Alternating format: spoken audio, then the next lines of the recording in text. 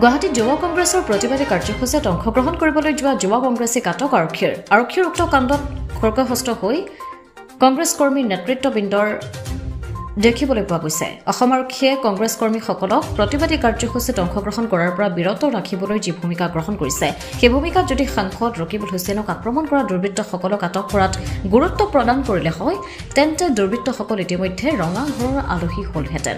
এই ক্ষোভ চাপৰৰ আটক হোৱা যুৱ কংগ্ৰেছীৰ। অসম আৰক্ষী ৰাজ্যৰ বিপৰীতে বিজেপিৰ টীম হিচাপে কাম কৰাৰ অভিযোগ। উল্লেখযোগ্য যে সাংসদ ৰকিবুল হুছেইনক আক্ৰমণ কৰাৰ ঘটনাৰ প্ৰতিবাদত আজি গুৱাহাটীত হ'বলগীয়া প্ৰতিবাদী কাৰ্যসূচীত অংশগ্ৰহণ কৰাৰ উদ্দেশ্যে চাপৰৰ পৰা যাত্ৰা কৰা কংগ্ৰেছী কৰ্মীসকলক আটক কৰে আৰক্ষীয়ে। আৰু চাপৰ আৰক্ষীয়ে আটক কৰা কৰ্মীসকল হৈছে ধুবুৰী জিলা কংগ্ৰেছৰ সংখ্যালঘু বিভাগৰ অধ্যক্ষ আছাদ আলী, ধুবুৰী জিলা কংগ্ৰেছৰ সাধাৰণ সম্পাদক ৰাফিউৰ জামান, কংগ্ৰেছ কৰ্মী আলতাফ হুছেইন, অসম প্ৰদেশ যুৱ কংগ্ৰেছৰ সাধাৰণ সম্পাদক ৰফিকুল হক, NSCYৰ ৰাজ্যিক সম্পাদক আজহাৰ মাহমুদকে ধৰি মুঠ 12জনকৈ কংগ্ৰেছৰ কৰ্মীক আৰক্ষীয়ে আটক কৰিছে বুলি জানিব পৰা গৈছে। আৰক্ষীৰ বিৰুদ্ধে ক্ষোভ উচ্চাৰিছে এতিয়া কংগ্ৰেছী নেতাসকলে। আজি আমি আমাৰ যুৱ কংগ্ৰেছৰ তৰফৰ পৰা গুৱাহাটী DGP অফিচ ঘেৰাও এটা কাৰ্যসূচী আছিল।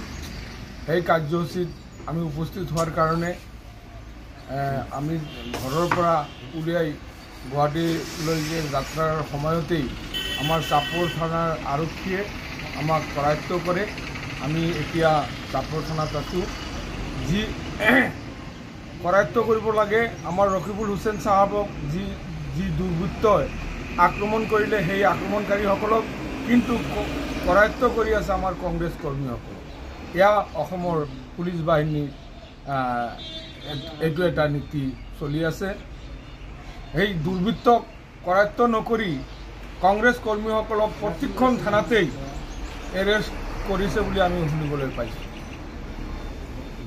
আজি আমাৰ গুৱাহাটী যুৱ কংগ্ৰেছৰ এটা প্ৰতিবাদী কাৰ্যসূচী আছিল। আমাৰ সেইদিনা ৰকিবুল হুছেইন ছাৰৰ ওপৰত যি অত্যাচাৰ কৰিছিল বিজেপিৰ পোহনীয়া গুণ্ডা বাহিনীয়ে, তাৰ বিৰুদ্ধে আজি আমাৰ গুৱাহাটীত প্ৰটেষ্ট আছিল। সেই যোৱাৰ পথত চাপৰ আৰক্ষী চকীৰ সন্মুখত আমাক চাপৰ থানাৰ OCয়ে এৰেষ্ট কৰি থানাত লৈ আহিছে। আমাৰ কাৰণে যিমান কষ্ট কৰি দিনে ৰাতি ইয়াতে বহি থাকি চেকপোষ্ট বহাই আমাক এৰেষ্ট কৰিছে, সিমান কষ্ট যদি সেই গুণ্ডা বাহিনীৰ ওপৰত কৰিল হয়, তেনেহ'লে সেইকেইজনক এতিয়ালৈকে এৰেষ্ট কৰিব পাৰিলে হয়। সেই কিটো আমাৰ ওপৰত কৰিছে, যিটো কৰিব লাগিছিল বিজেপিৰ গুণ্ডা বাহিনীৰ ওপৰত। আজিকালি অসম আৰক্ষীয়ে বিজেপিৰ গুণ্ডা বাহিনীৰ ৰূপে কাম কৰি আছে। অসম আৰক্ষীয়ে অসমৰ ৰাইজৰ হৈ কাম কৰিব লাগে, সেইটোৱে নকৰি বিজেপিৰ হৈ কাম কৰি আছে। হয়, নগাঁও ৰূপহীহাটত যিটো কালি মাৰপিটৰ ঘটনা সংঘটিত হৈছে আৰু আৰক্ষী জোৱানকে ধৰি ধুবুৰী জিলাৰ সাংসদ ৰকিবুল হুছেইনক গুৰুলাগুৰুলকৈ মাৰপিটৰ ঘটনা সংঘটিত কৰিছে। ইতিমধ্যে আমি দেখিবলৈ পাইছোঁ যে যিটো কলা কাপোৰ পৰিধান কৰি তেওঁলোকে গুৰুলাগুৰুলকৈ মাৰপিটৰ ঘটনা সংঘটিত কৰিছে। এই সন্দৰ্ভত আপুনি কি জনাব?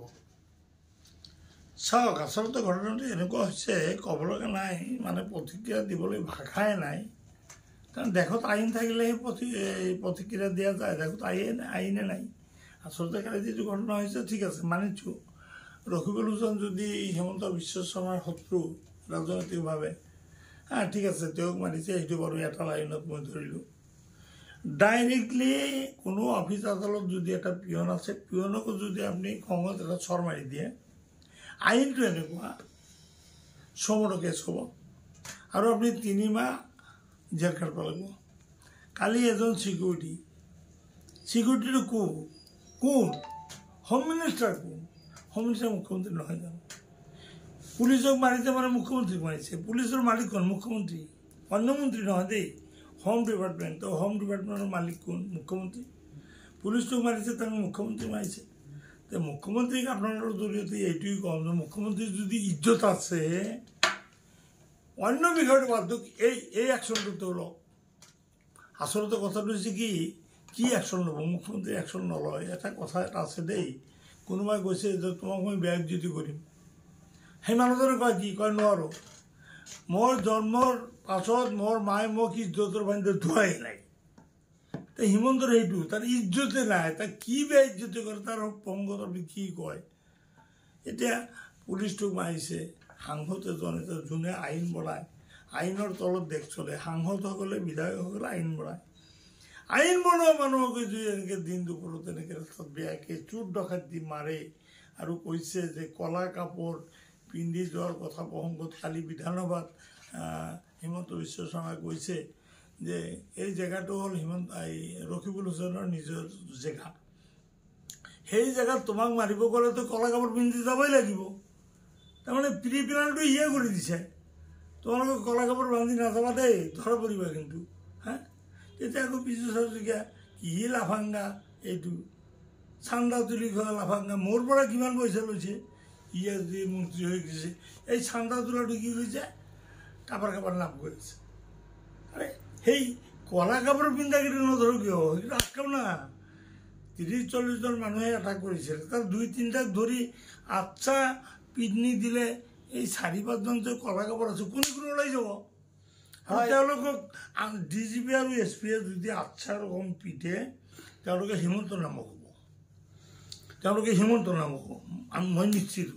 আমি ইমান দিন আইন কানুন কেছ মামলা আমি কৰা নাই নেকি, আমাৰ বিৰুদ্ধে কেছ মামলা হোৱা নাই নেকি?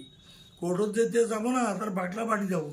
কিন্তু হিমন্ত বিশ্বক কৈছোঁ, ভাই এতিয়াও তুমি নামি আহা, ইমান দূৰ নাযাবা, তুমি পলাবলৈ চেষ্টা কৰি আছো তো, আমেৰিকা, লণ্ডন, ডুবাই যাবা নোৱাৰো, প্ৰত্যেকটো ৰাস্তাত চিএটি ৰাখিম। আৰু আজি আপোনালোকৰ জৰিয়তে মই আচলতে ৰকিবুল হুছেইনক মই অনুৰোধ জনাম, ভাই ৰকিবুল, আপুনি এটা কাম কৰক, যিহেতু পাৰ্লিয়ামেণ্ট চলি আছে, এই কথাটো কিবাকে মেৰুৱাই পাৰ্লিয়ামেণ্টত ধৰক, এই DGP, চিফ ছেক্ৰেটাৰী, SP এইকেইটা বাকলা পাঠক।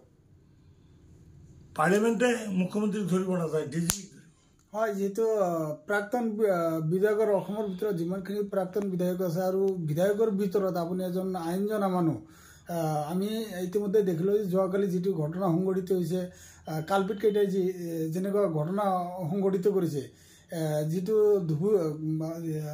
নগাঁও আৰক্ষী অধীক্ষক আৰু হৰমিত সিঙৰ বিষয়ে আপুনি কি জনাব, DGP হৰমিত সিঙৰ বিষয়ে?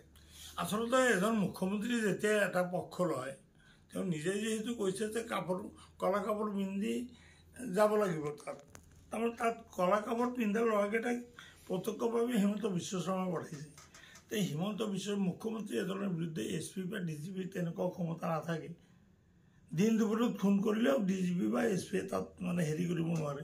এতিয়া আইনী দৃষ্টিত যদি ইনকুৱাৰী হয়, হিমন্ত বিশ্ব শৰ্মা ফচিব।